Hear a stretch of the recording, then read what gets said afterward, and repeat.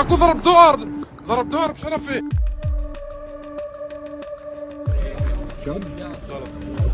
27 जुलाई 2024 को उत्तरी इजराइल के मजदाल शाम्स इलाके में एक मैदान में फुटबॉल खेल रहे 12 बच्चे हिजबुल्लाह के रॉकेट अटैक में मारे जाते हैं, जबकि इस हमले में 44 से ज्यादा लोग घायल होते हैं।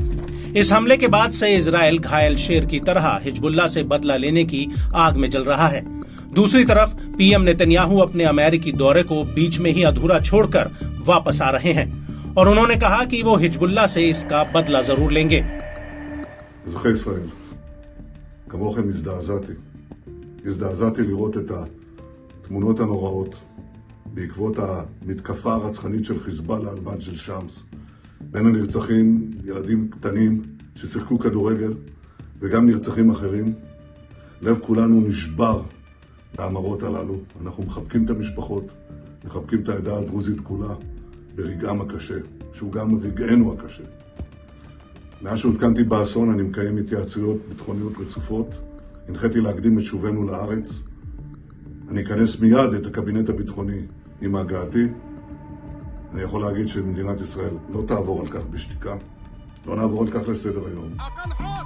वहीं दूसरी तरफ इस हमले को लेकर अमेरिका की खुफिया एजेंसी और कई एक्सपर्ट्स ने माना है कि मजदाल शम्स में अटैक में जो रॉकेट इस्तेमाल हुए थे वो लेबनान की तरफ से दागे गए थे। लेकिन कुछ जानकार ये कह रहे हैं कि रॉकेट तो हिजबुल्लाह की तरफ से दागे गए हैं, लेकिन उन्हें काउंटर करने के लिए इजराइल के आयरन डोम एयर डिफेंस सिस्टम ने मिसाइलें दागी थी। तो ऐसे में हो सकता है कि आयरन डोम की काउंटर मिसाइल से हुए ब्लास्ट की चपेट में ये बच्चे आए हों। खैर, अभी तक इस दावे को लेकर कोई ठोस सबूत सामने नहीं आया है। हाँ, ये जरूर है कि हिजबुल्लाह बार बार कह रहा है कि 12 अरब द्रूज बच्चों की मौत के पीछे उसका हाथ नहीं है। आपको बता दें कि जिस इलाके में ये हमला हुआ है उसे हिजबुल्लाह कब्जे वाला सीरियन गोलन कस्बा मानता है और इस हमले में मारे गए सभी बच्चे अरब द्रूज हैं, जो एक विशेष धर्म है। इजराइल, लेबनान और सीरिया में इस धर्म को मानने वालों की कुछ आबादी रहती है। वहीं मजदाल शम्स हमले को लेकर आईडीएफ का कहना है कि इस हमले में हिजबुल्लाह ने फलक 1 रॉकेट का इस्तेमाल किया है। वहीं दूसरी तरफ हिजबुल्लाह ने इस हमले से इनकार किया है और इस हमले को लेकर लेबनान की अल मयादीन न्यूज एजेंसी ने बड़ा दावा किया है। अल मयादीन का कहना है कि हमले के बाद रिकॉर्ड किया गया वीडियो इजराइल के दावे को खारिज करता है और हिजबुल्लाह के पक्ष को मजबूत करता है। अल मयादीन का कहना है कि हमले में फलक 1 रॉकेट इस्तेमाल होने का दावा है। अल मयादीन के मुताबिक फलक रॉकेट एक 240 mm कैलिबर है। इसकी लंबाई 1332 mm है। इसकी रेंज करीब 10 किलोमीटर है और इसकी उड़ान की सीमा अधिकतम 3.5 किलोमीटर है। साथ ही ये 50 किलोग्राम तक का विस्फोटक ले जा सकता है। ये एक सॉलिड प्रोपेलेंट रॉकेट है।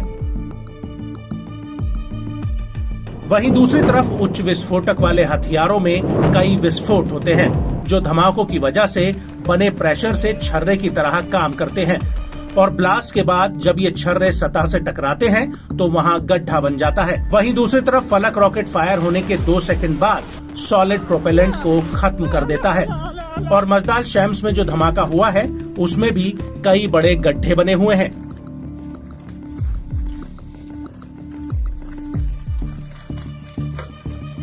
और अब बात आती है इजराइल के आयरन डोम डिफेंस सिस्टम की, जो काउंटर हमले में जमीन से हवा में वार करने वाली तामीर मिसाइलों को फायर करता है।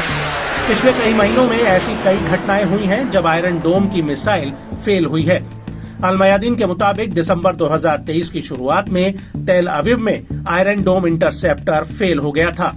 इसके बाद 25 जुलाई 2024 को अल जलील में आयरन डोम इंटरसेप्टर फेल होने की वजह से वहां आग लग गई थी और इससे पहले 6 नवंबर 2023 को आयरन डोम की तामीर मिसाइलें फेल होकर तेल अवीव में एक अस्पताल पर जा गिरी थी।